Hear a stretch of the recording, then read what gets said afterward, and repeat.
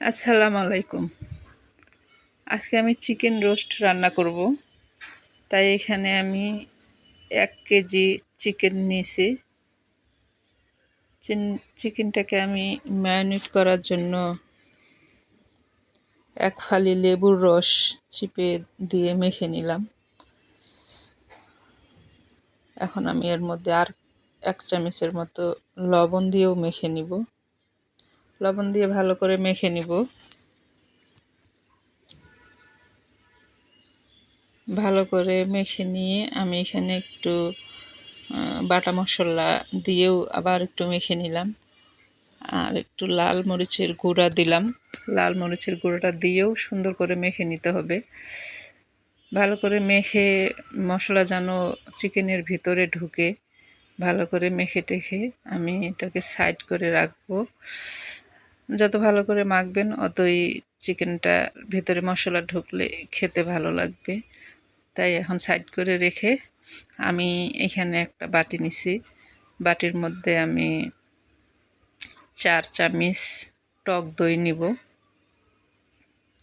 টক দইটা নিয়ে আমি একটু ভালো করে চামচটা দিয়ে নেড়ে মিক্সড করে নিব। টক দইটাকে ভালো করে ফেটে নিতে হবে। ভিতরে একটু দানা দানা ভাব থাকে, সেটা যেন হয়ে যায়, মিক্সড হয়ে যায়।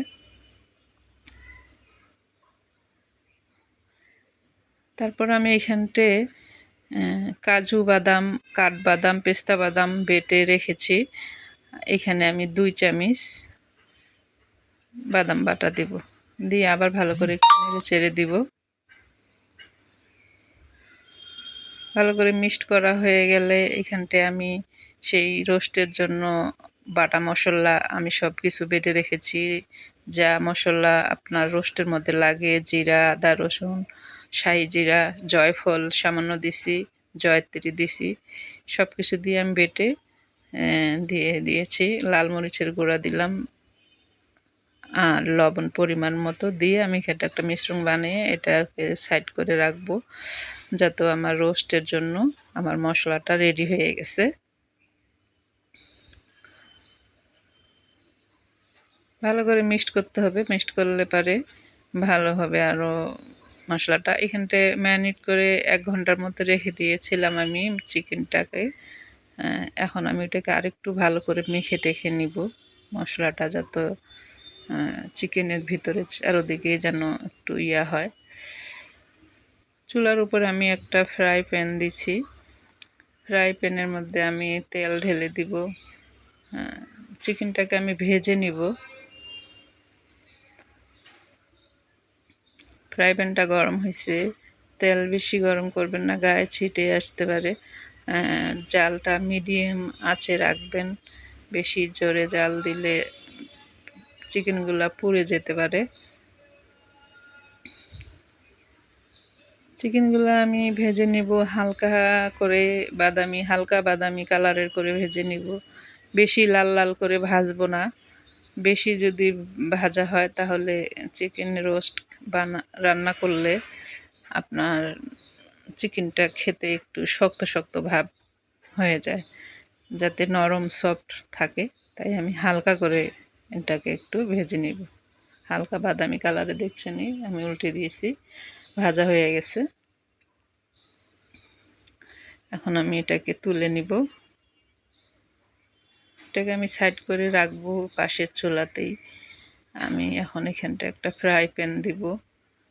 ফ্রাই প্যানের মধ্যে আমি পেঁয়াজ দিছি 2 কাপের মতো, দিয়ে আমি এখানে ভাজতে দিছি। পেঁয়াজটা একটু নেড়ে চেড়ে দিতে হবে।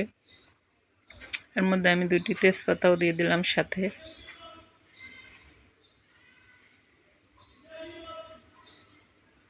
পেঁয়াজটা সুন্দর করে ভাজা হইলে, বাদামি কালারের যখন ভাজা হয়ে যাবে, তখন আমি এখান থেকে কিছুটা পেঁয়াজ উঠায় নিব। পেঁয়াজটি দেখুন এরকম কালার হয়েছে যখন, তখন আমি কিছুটা পেঁয়াজ উঠাই নিছি। বাকি পেঁয়াজের মধ্যে আমি ওই মিশ্রণটাকে মিক্সড করে রেখেছিলাম, সেটা আমি ঢেলে দিলাম। ঢেলে দিয়ে ভালোভাবে নেড়ে চেড়ে মশলাটাকে একটু কষাইতে হবে সুন্দর করে। যত একটু ভালো করে কষাবেন অতই কাঁচা ভাবটা মশলার থেকে বের হয়ে যাবে।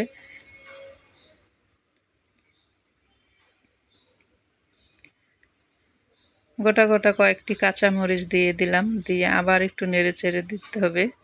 ভালো করে নেড়ে চেড়ে মশলাটা যখন তেল ছেড়ে আসবে ওই পর্যাতে আমি চিকেনগুলাকে দিয়ে দিব। এখন আমি চিকেনগুলাকে দিয়ে দিচ্ছি।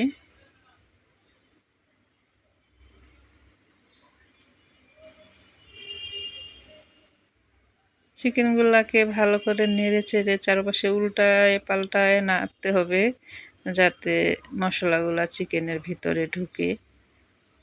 আগে আমি কিছুক্ষণ একটু নাড়াচাড়া করে নিছি।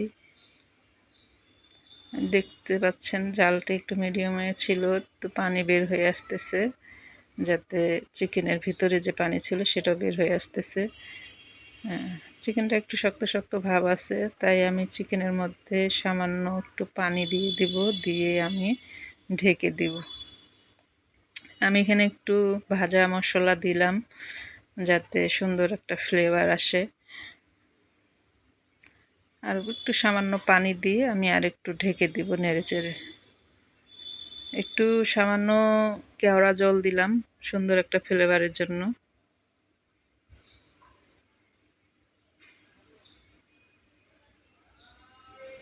নেড়েচেড়ে আমি এখন এটাকে ঢেকে দিব। ঢেকে দিয়ে কিছুক্ষণ পর আবার ফেরত আসবো, এসে দেখব কি অবস্থা রোস্টের।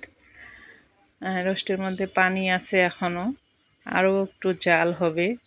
রোস্টির মধ্যে আমি 1 চামচ এর কম আমি একটু চিনি দিয়ে দিছি। চিনিটা দেওয়ার কারণে আপনার রোস্টের যে সুন্দর একটা স্বাদ টেস্ট এটা বেড়ে যাবে। এখন আমি ওই যে ভাজা পেঁয়াজটা রেখে দিছিলাম, ভাজা পেঁয়াজটি আমি ছিটিয়ে দিলাম চারদিকে, দিয়ে আবার একটু ঢেকে দিছি। ঢেকে দিয়ে আমি একটু অপেক্ষা করে পরে ঢাকনা খুলে দিচ্ছি। আমার রোস্টটা কমপ্লিট হয়ে গেছে।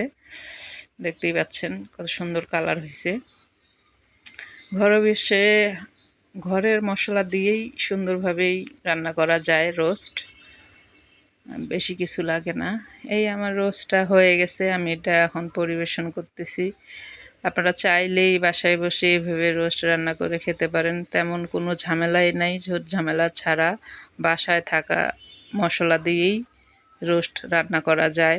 এই রোস্টটি আপনি চাইলে পরোটার সাথে খেতে পারেন, চাইলে পোলার সঙ্গে খেতে পারেন, ভাতের সঙ্গেও খেতে পারবেন। আপনি যার সঙ্গেই মন চায় নান রুটির সঙ্গেও খেতে পারেন। রেসিপিটা ভালো লাগলে অবশ্যই একটা লাইক দিয়েন, আর আপনাদের এভাবে রান্না করে খেয়ে দেখুন। আল্লাহ হাফেজ।